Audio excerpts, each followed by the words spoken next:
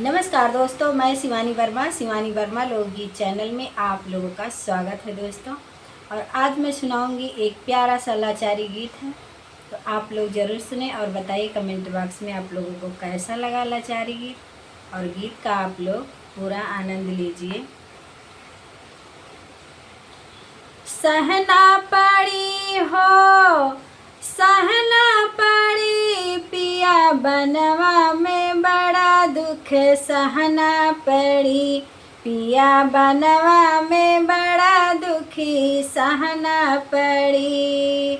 अरे सहना पड़ी हो, सहना पड़ी पिया बनवाई में बड़ा दुखी सहना पड़ी, पिया बनवाई में बड़ा दुख सहना पड़ी।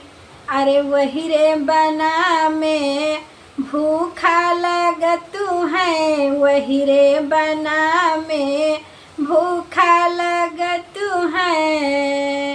अरे वही रे बना में भूख लगतू है।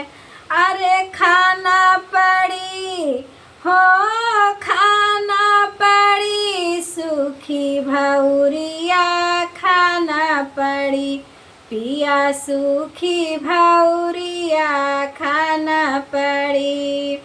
अरे सूखी भौरिया खाना पड़ी, पिया बनवा में बड़ा दुख सहना पड़ी, पिया बनवा में बड़ा दुख सहना पड़ी।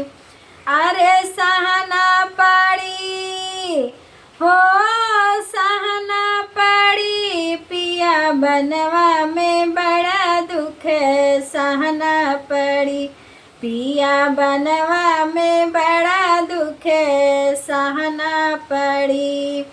अरे वही बनवा में प्यासा लगतू है, अरे वही रे बना में प्यासा लगतू है।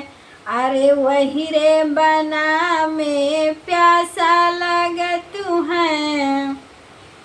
अरे कुइया के पानी पीना पड़ी, पिया बनवा में बड़ा दुख सहना पड़ी, पिया बनवा में बड़ा दुख सहना पड़ी।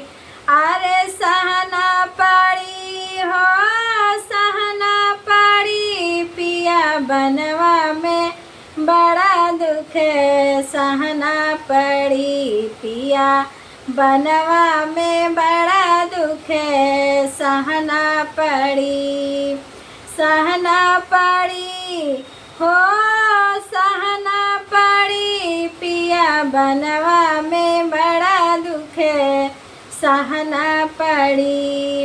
अरे वही बनवा में नींदा लगतू है, अरे वही रे बना में नींदा लगतू है। अरे वही रे बना में नींदा लगतू है। अरे भुइया बिछाई चटैया सोना पड़ी, पिया बनवा में बड़ा दुख सहना पड़ी, पिया बनवा में बड़ा दुख सहना पड़ी।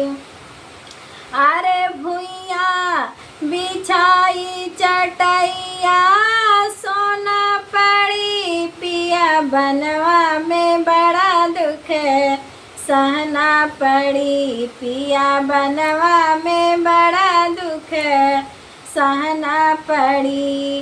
अरे सहना पड़ी हो, सहना पड़ी पिया बनवा में बड़ा दुख सहना पड़ी, पिया बनवा में बड़ा दुख सहना पड़ी।